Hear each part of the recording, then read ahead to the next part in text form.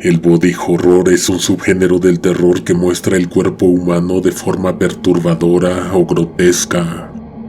Puede describir situaciones aterradoras como mutaciones, enfermedades extremas o cambios físicos inquietantes. Las historias a las que se les pone esta etiqueta a menudo incomodan al consumidor al mostrar lo que puede suceder cuando el cuerpo humano se ve alterado de maneras insólitas. Buenas noches, te habla Conejo Negro. La persona que nos ayuda a clasificar las historias nos dijo que estos 3 relatos entran en la misma categoría. Cuando los leímos, nos fuimos de espaldas. Es hora. Apaga las luces o cierra los ojos, ponte tus audífonos y que venga la oscuridad.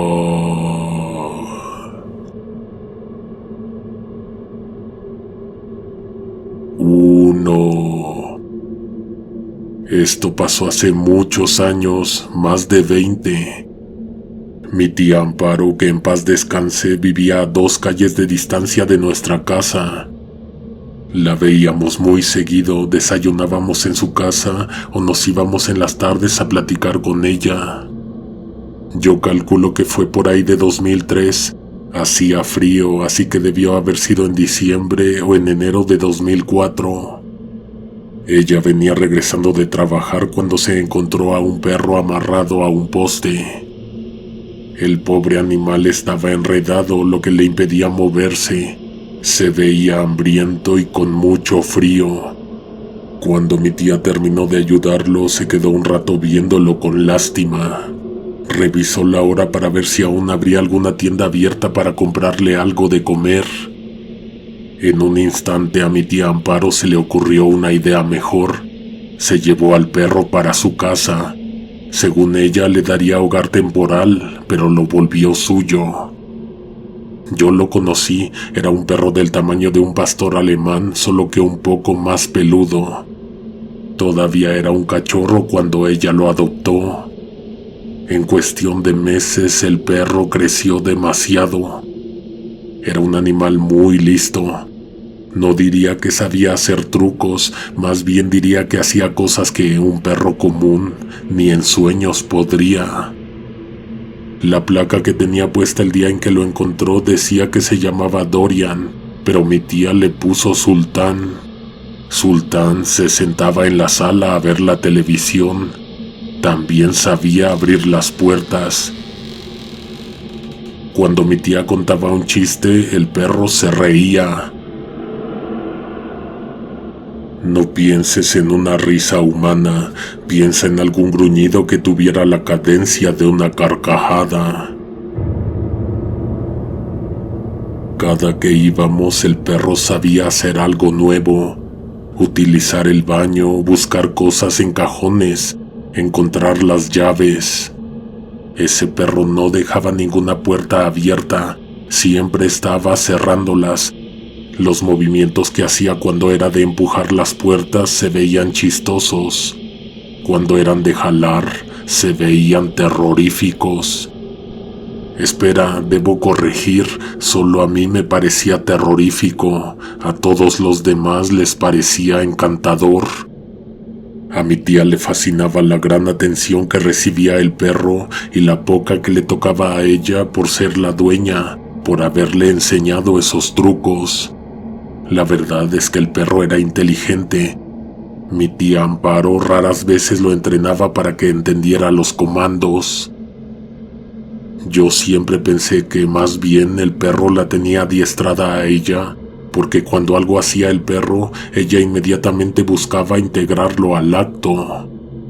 Si alguien de los que nos está escuchando creció cerca del metro Iztacalco, seguro entró a casa de mi tía a conocer a Sultán. Amparo invitaba gente a su casa a que vieran al perro. Un viernes cada 2 meses aproximadamente, hacía reuniones, le hablaba a sus amigas, a sus vecinas y les decía que invitaran más gente. Mi tía hacía galletas y se las vendía a los asistentes casi como si les estuviera cobrando la entrada. Bromeaba diciendo que esa era la manera en que Sultán le agradecía a ella por las clases y las croquetas. Su casa no era tan grande. Máximo vi que entraran unas 15 personas. Eso sí, algunos tuvieron que estar de pie. Mi tía dio una demostración de que su perro le empujaba la silla cuando ella se sentaba ante la mesa.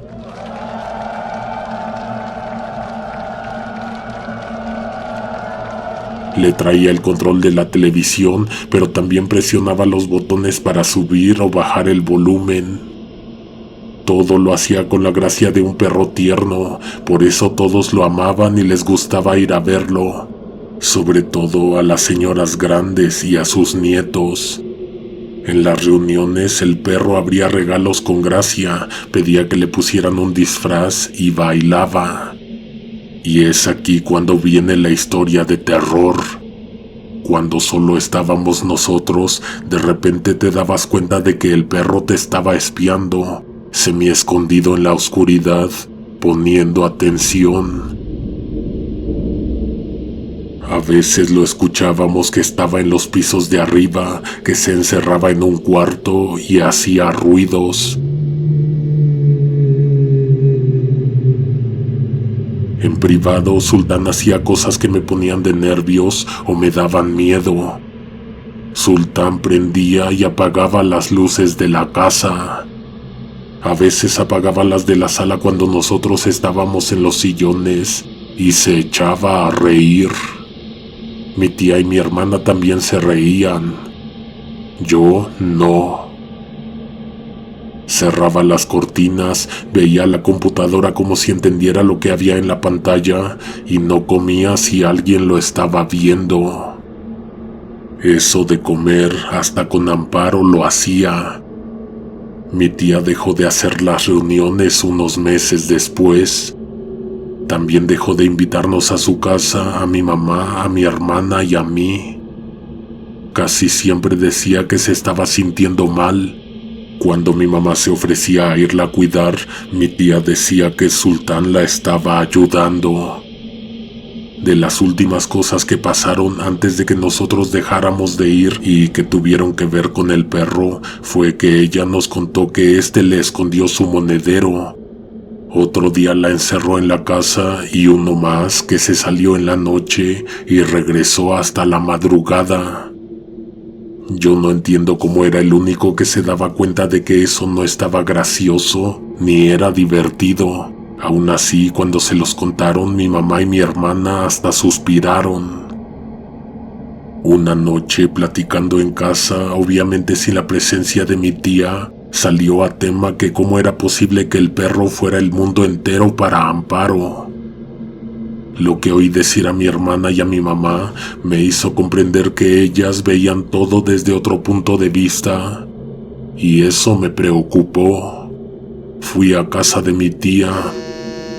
¿Quién crees que me abrió? Sultán, quien se metió al baño inmediatamente después de que yo entré. Mi tía estaba en la cocina. Le pregunté qué iba a cenar. Me dijo que ya había cenado, que eso que estaba preparando era para el perro.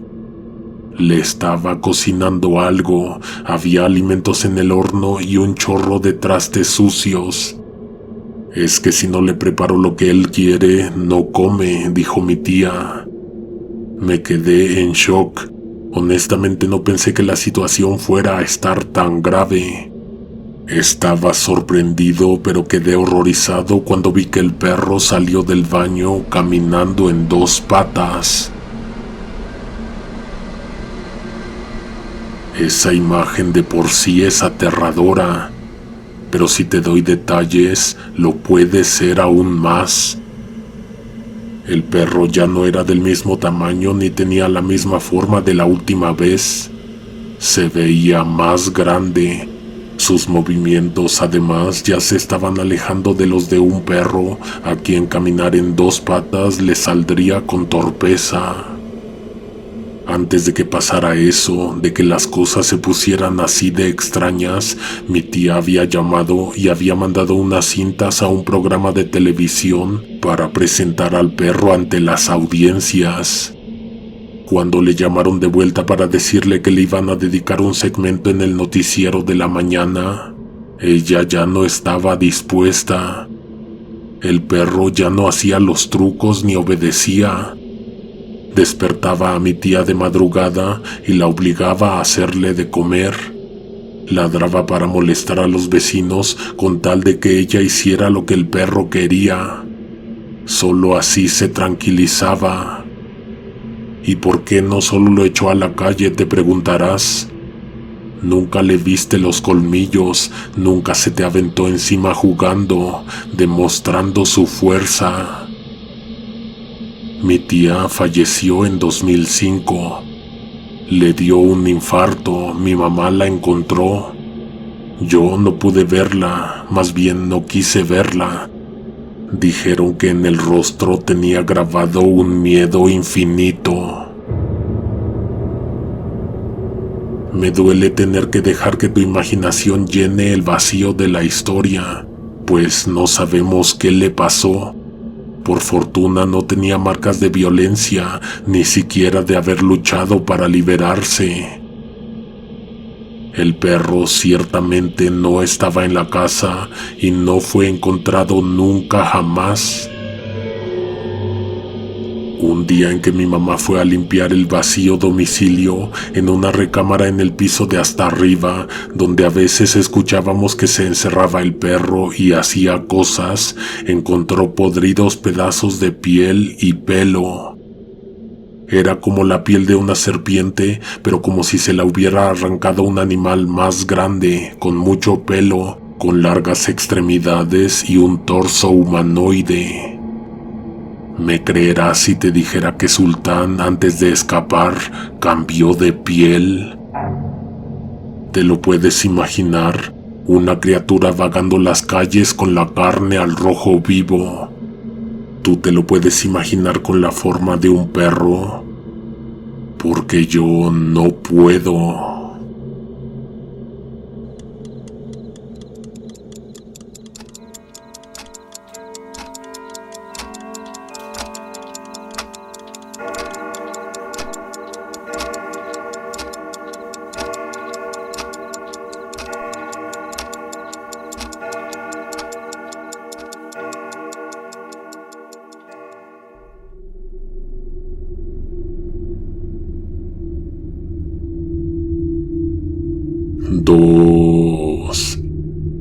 Mi maestra de inglés nos contó una historia que jamás voy a olvidar. Me acuerdo bien que en ese día ni nos dio clases. Se suponía que nos iban a dar el resto del día libre porque el director mandó a llamar a los maestros para una junta. Mi profesora junto con otros maestros no fueron requeridos, pero nosotros de todas maneras nos quedamos en el salón. Lo que nos platicó nos tuvo en suspenso hasta que sonó la campana. Comenzó contándonos que su hermana menor tenía problemas cuando se miraba al espejo. Antes de continuar, quiero hacer notar que esta es una enfermedad real y que es necesario buscar ayuda y atenderla. Ella era muy bonita. La profesora nos enseñó una foto en su celular. Cuando todo esto pasó, ella todavía vivía en Estados Unidos con su hermana. A pesar de que tenía muy buena apariencia, ella sentía que algo no estaba bien con su rostro. Empezó poco a poco sometiéndose a rutinas de aplicación de cremas carísimas, de productos que prometían aclarar, mejorar, tensar, rejuvenecer. Después vinieron procedimientos un poco complicados, pero aún así, todavía del tipo de trabajos que se pueden hacer en un consultorio. Nunca quedaba satisfecha. Todo el tiempo estaba hablando con doctores. Por desgracia, según me contó la profesora, nadie pensó que esa obsesión se trataba de una enfermedad que debía ser atendida. Tras casi 2 años de intentar todo aquello que tenía accesible y prometía ayudarle, decidió que era hora de entrar a un quirófano. Su familia intentó convencerla de lo contrario, pero no lograron persuadirla. Ella les dijo que había encontrado a un médico en Montana recomendado por una amiga suya. Se fue, se desapareció como 6 días en los que cortó completa comunicación. Entonces llamó por teléfono para avisar que todo había salido bien. No sé si esto sea solo de los mexicanos, pero no me puedo imaginar a alguien sometiéndose a una operación y no pedirle a nadie que te acompañe. 3 meses tardó la recuperación, 3 meses en los que solo se supo de ella mediante llamadas telefónicas. Las últimas de ellas cada vez más espaciadas.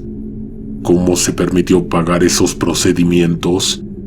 Se gastó completo el dinero que les dejó su papá, incluyendo la parte que le correspondía a la viuda y a su hermana, mi profesora de inglés. Nos confesó que se vino a México a dar clases por eso que le pasó a su hermana. A los 3 meses volvió siendo otra persona, literalmente. Se sabe bien que una cirugía plástica te puede modificar la forma de la nariz, quitarte las bolsas debajo de los ojos, tensar la piel, reducir las arrugas, mejorar el contorno y la proyección del mentón, y creo que muchas otras cosas más. Lo que no ha podido hasta el día de hoy es convertirte en otra persona. La hermana de mi profesora llegó con una cara distinta. Una cara tan perfecta que no parecía haber sido tocada por un bisturí. No era ella y punto. La profesora nos enseñó en su celular la foto. Efectivamente, no tenían semejanza alguna. Lo raro es que sí tenían su misma voz y pues se acordaba de todo, obra y vida de la persona que físicamente ya no era. Su estatura cambió junto con su silueta, con la manera de caminar, con las expresiones que mostraba. Aún así sabía los nombres de todos los colegios en los que estudió, cómo se llamaban sus abuelos, qué había estudiado, el nombre de su exnovio y todo lo que le hizo él. La profesora dice que preguntarle cosas terminaba siendo muy extraño, pues parecía que estaba hablando con una persona que sabía mucho de su hermana. La profesora nos dijo que una noche la cachó hablando con una voz que no era la suya. Como la hermana se dio cuenta de que ella se dio cuenta, se inventó una excusa muy poco creíble.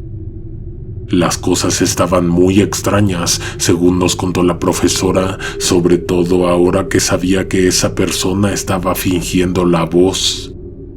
En más de una ocasión la había confrontado, pidiéndole que le dijera dónde estaba su hermana, qué había hecho con ella. El caso es que la hermana contestaba con aquella voz que le era familiar y decía que no podía ser, que ella era ella misma, que bien sabía que había viajado a modificar su rostro mediante cirugía y que por eso la veía distinta. Podía ser cierto, podía ser falso.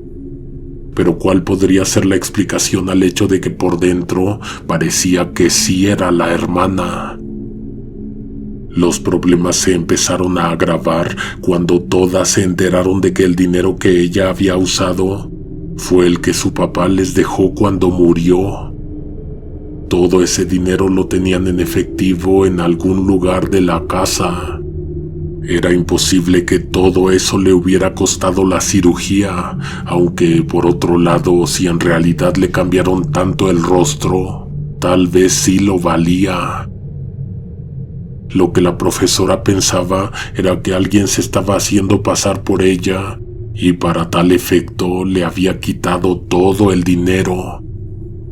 llegaron a creer que la persona que regresó de Montana, supuestamente muy cambiada, se comunicaba con la hermana real por teléfono y era por eso que sabía tanto de ella. Muchas teorías, pero pocas respuestas. ¿Por qué hizo eso? ¿La tenían secuestrada? La profesora nos dijo que ella quería mudarse de ahí. No confiaba en su hermana o en la persona que la estaba suplantando. No podía saber. Como no le estaba yendo nada bien económicamente hablando, tuvo que aguantar un poco más. Pensaron que se iba a morir con la duda de qué había pasado en Montana, pero una noche la respuesta llegó. Se estaba bañando la hermana cuando se escuchó un golpe tan fuerte que la casa se cimbró. Mi profesora subió corriendo y alarmada porque se acababa de escuchar como si su hermana se hubiera resbalado en la tina, caer y luego golpearse en la cabeza. No había nadie más en la casa, nadie más pudo haber entrado. Lo que mi profesora vio no se lo esperaba en lo absoluto. Tirada en el suelo, acompañada de una profusa mancha que no dejaba de crecer, había una persona que no tenía la segunda apariencia de su hermana. Era el cuerpo de una anciana, un cuerpo horriblemente delgado y alargado, extremidades como ganchos, dedos flacos y huesudos, y una horrible espina dorsal que sobresalía varios centímetros por fuera de su espalda. Esa cosa yacía inmóvil, tirada en el suelo, inconsciente. Mi profesora dice que al día de hoy no sabe si su hermana está viva o no, y tampoco sabe quién está enterrada en una tumba que lleva el nombre de su hermana, a un lado de su papá.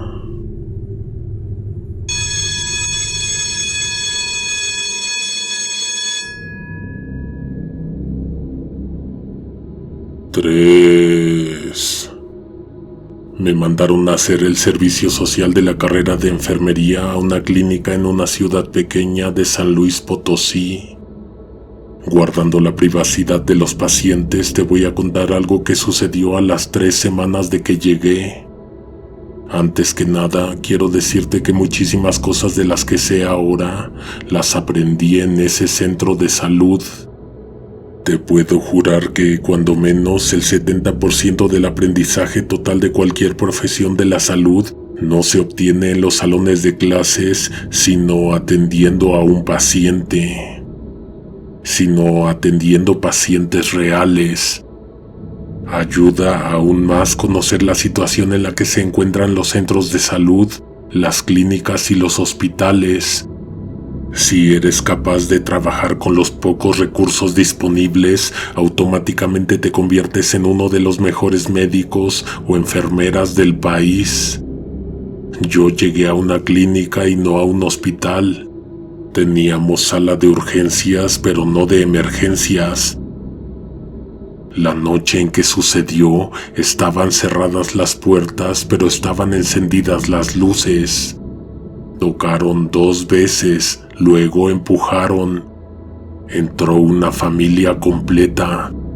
El papá, la mamá cargando a un bebé, un niño y una niña. Lo primero que me dijeron al verlos fue que no tuvieron con quién dejarlos. En el estricto sentido, no diría que lo que los llevó a buscar atención de urgencia era una urgencia. Pero deja que te cuente qué les pasó y tal vez tú también irías corriendo, muerto de miedo. La mamá y los niños se quedaron en la sala de espera. Al consultorio solo pasó el señor. A la 1 de la madrugada el doctor no estaba presente, así que lo único que yo tenía facultado atender eran quemaduras leves, cortaduras, fiebre, dolor de estómago. Ese hombre se vino caminando con toda su familia desde un pueblo muy pequeño a unas 6 horas a pie. El sujeto se quitó el sombrero y luego la camisa. De la espalda, justo en el dorsal izquierdo, le estaba saliendo una mano. ¿Le duele? ¿La tiene lastimada? ¿Qué otra cosa iba a preguntar? Jamás había visto esa clase de malformación.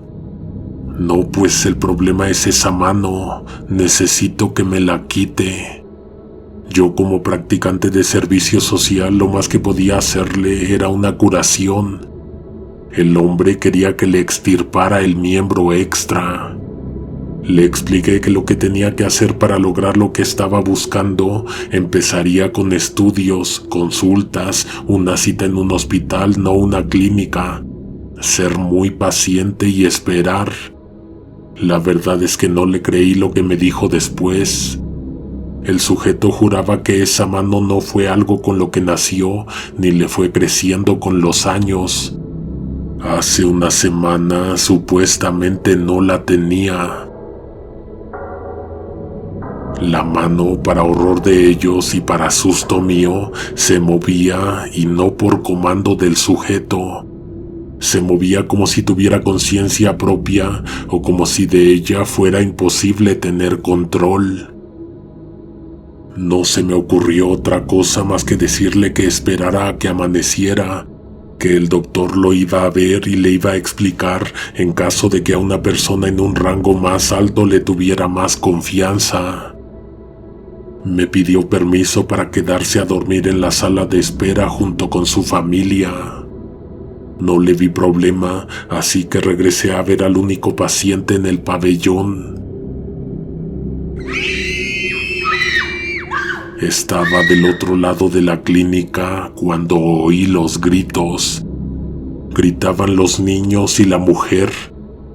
El hombre, que era quien estaba bañado en sangre, solo tenía los ojos bien abiertos, se veía pálido, seguramente estaba muerto de miedo. ¿Cómo lo hizo? ¿Quién sabe? A lo mejor lo ayudó su esposa. Había un instrumento manchado de sangre en el suelo, como una sierra quirúrgica. ¿Quién sabe cómo es que había una sierra como esa en la clínica? No podía creer lo que estaba viendo. Una persona extirpó o se extirpó ese miembro extra en la sala de espera de aquella diminuta clínica. Llamé al doctor, quien de suerte llegó pronto.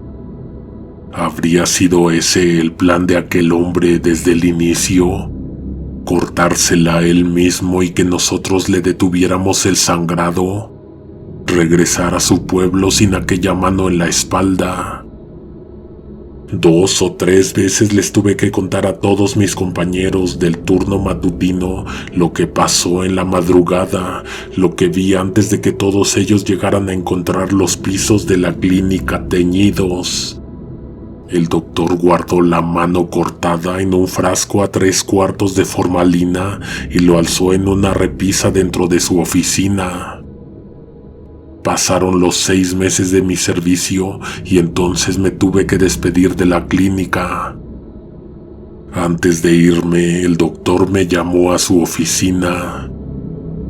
Yo pensé que para agradecerme o firmarme algún documento que se me olvidaba. Me preguntó sobre aquella madrugada en que sucedió lo del hombre que llegó con una mano en la espalda. Noté que el frasco con la mano ya no estaba.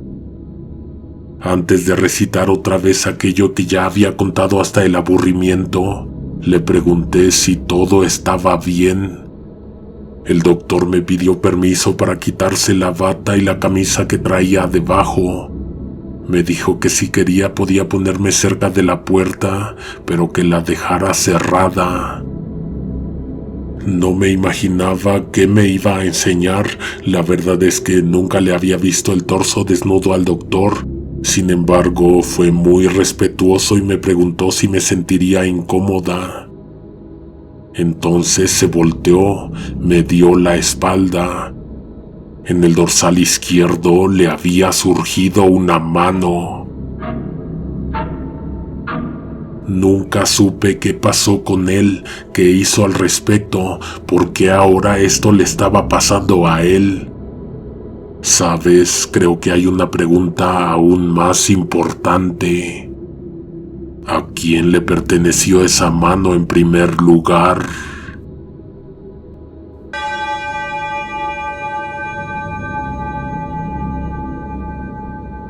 Nos escuchamos pronto con más historias. Si esta recopilación te ha gustado, podríamos buscar más relatos como este en el archivo. Para que no te los pierdas, suscríbete, activa todas las notificaciones para ser de los primeros en escuchar. Por último, no te vayas sin dejar un like, un comentario y compartir. Hasta la próxima. Alguien te observa en la oscuridad.